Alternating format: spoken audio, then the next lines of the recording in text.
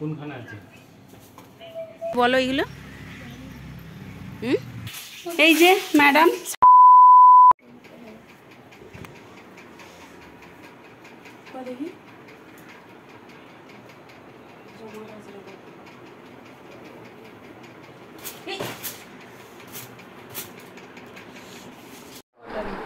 Hello everyone, তোমরা সব কেমন আছো? আশা করছি ভালোই আছো। ছোটদের ভালোবাসা, বড়দের প্রণাম নিয়ে ভিডিওটা শুরু করছি। অনিতা অ্যান্ড বিপ্লব অফিসিয়াল ব্লগে সবাইকে ওয়েলকাম। তো পুরো ভিডিওটা তোমরা দেখতে থাকো। আজকে আবার যাচ্ছি মন্দিরে। কালকে তো ঘরে পুজো করেছি, আজকে মন্দিরে পুজো করব। তো মন্দিরে আমি পুজো করব না, বামন ঠাকুর পুজো করবে। চলো মন্দিরে গিয়ে একটু পুজো দিয়ে আসি, না হলে মনটায় শান্তি হচ্ছে না। কারণ ঘরে তো আমি অতটা জানি না, সেই কারণে যেরকম পেরেছি সেরকম পুজো করেছি। এবার বামনকে দিয়ে একটু পুজোটা করিয়ে নিই আমার নামে। আজকে এই শাড়িটা পরেছি, আমাকে কেমন লাগছে তোমরা জানাবে। আর এদিকে দেখো আমাদের সাজগোজের জিনিসের অবস্থা কি। তো চলো পুরোপুরি রেডি হয়ে তারপরে আসছি। পুরো রেডি হয়ে গেছি।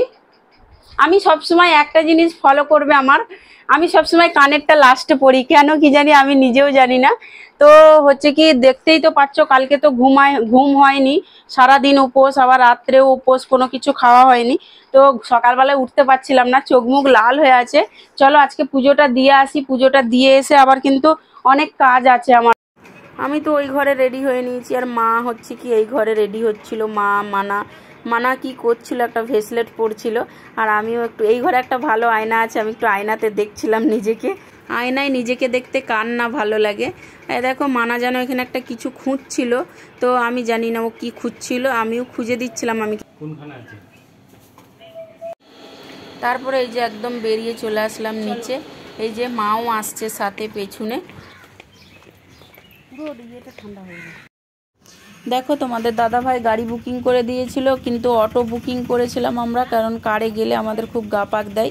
সকালবেলা খালি পেটে যাব, তার জন্য গা পাক দেবে, তাই আমরা কারে করে গেলাম না, অটোটাই বুকিং করে নিলাম। এটাই বেস্ট ছিল আমাদের জন্য। তো আমরা মন্দিরে গিয়েছিলাম। মন্দিরে যাওয়ার পরে ওখানে মানে আমি দুধটা বাড়ি থেকে নিয়ে গেছিলাম, আর বাকি জিনিস ওখানে সব কিনে নিয়েছিলাম। ভেতরে সবই কিনতে পাওয়া যায়। আমি তো বাড়ি থেকে দুধ নিয়ে গেলাম, কিন্তু আমাকে দুধ ঢালতে দেয়নি, কারণ আমার যেতে একটু লেট হয়ে গেছিলো। আগের বছরে কিন্তু আমি দুধ ঢেলেছিলাম, কিন্তু এবার আমাকে দুধ ঢালতে দেয়নি। কি এগুলো এরকম দেখতে কত সুন্দর, কি বলো এগুলো? ওই ফুলটা একটা হাত দাও, সুন্দর লাগছে দেখো। না না ভয় কি, এমনি হাত দাও।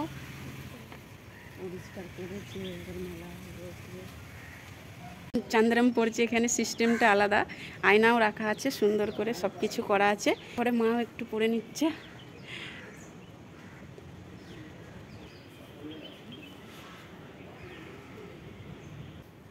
তো এই যে আমরা বেরিয়ে গেছি ওখান থেকে, মন্দির থেকে। তারপরে অটোওয়ালা দেখছি দাঁড়িয়েই আছে, আর অটোওয়ালার সঙ্গে আমাদের অনেক দিনের পরিচয়, তো ওর জন্য দাঁড়িয়েই ছিল, কি জন্য জানি না, আমি দাঁড়াতে বলিনি কিন্তু। তারপরে অটো চেপে এই যে বাড়িতে চলে এসেছি।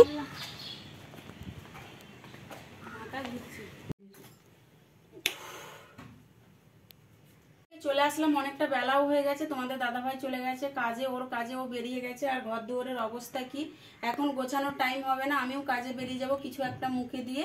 তো এসে চলো গোছগাছ করবো, পরিষ্কার পরিচ্ছন্ন। এখন চেঞ্জ করে ফ্রেশ হয়ে চলো তবে কাজে যাওয়া যাক।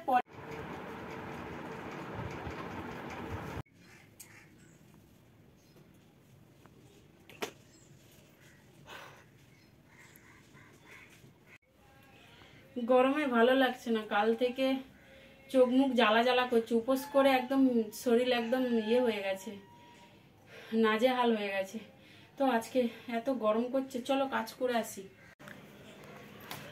তো কাজে গেছিলাম গেটের কাছে, তোমরা তো দেখতেই পাচ্ছ। অনেকদিন তোমাদেরকে দেখানো হয়নি, ভাবলাম একটু তোমাদেরকে শেয়ার করি, তাই একটু শেয়ার করে দিলাম। অনেকদিন তোমাদের সঙ্গে দেখানো হয়নি। কাজ সেরে আমি বাড়িও চলে আসলাম, চলে এলাম। কি গরম, ভাল লাগে না। এই যে ম্যাডাম সারাক্ষণ ফোন দেখো, এখনো ওরা ভাত খায়নি। এই যে উনি এলেন কোথা থেকে জানি না, এখন ভাত রেডি করছে। এই যে খাবার খাবে, দেখো 3টে বাজতে যাই ভাত খাইনি। আর ওর বাপি এসে এখন মনে হয় ভাত দিচ্ছে। বাপি মনে হয় কাজ থেকে এক্ষুনি এলো হয়তো। তবে খাই, একটু রেস্ট নিই। আর প্রচুর রোদ বাইরে, এত রোদ গরমে সবাইকেই বলবো আমি সবাই এখন এত রোদ গরমে শুধু তরমুজ খাও, কারণ তরমুজ খেলে শরীরটা ঠান্ডা হবে, কারণ এত রোদ গরম পড়েছে কি বলবো। আর আমিও তরমুজ খাচ্ছি, তোমরাও কিন্তু তরমুজ খাবে এই গরমে। তারপরে তোমাদের দাদাভাই কাজে বেরিয়ে গেল আবার। এই যে কাজ থেকে এসে স্নান করে নিলাম। স্নান করে দেখো, স্নান করার আগে আমি আজকেও কতটা জামা কাপড় কেচেছি, কালকে কেচেছি একবার। তো চলো মেলে দিয়ে আমি আসছি। আর দুধ রেডি করা হয়েছে, কখন থেকে ডাকা হচ্ছে, কেউ আসছে না। কি রান্না হচ্ছে আজকে? এইরকম করে তরমুজ কাটলে আমার ভালো লাগে না। এটা কি যাই করি না কেন তোমাদের সঙ্গে শেয়ার করি, আর তোমরা ভিডিও যদি কোনো ভুল হয়ে থাকে তা ক্ষমা করো। মানে যেরকম পারি সেরকম করি, আর অত টাইমও পায় না। আর মেয়েটা পরীক্ষা সামনে, এর পরে আর এখন কদিন আবার ভিডিও দিতে পারবো না। এই যে ভাত বাড়ছি, সবাইকে রেডি করে নিচ্ছি। আমাদের আজকে এক তরকারি ভাত, বেশি কিছু করিনি, মানে ভালো লাগছে না কিছু।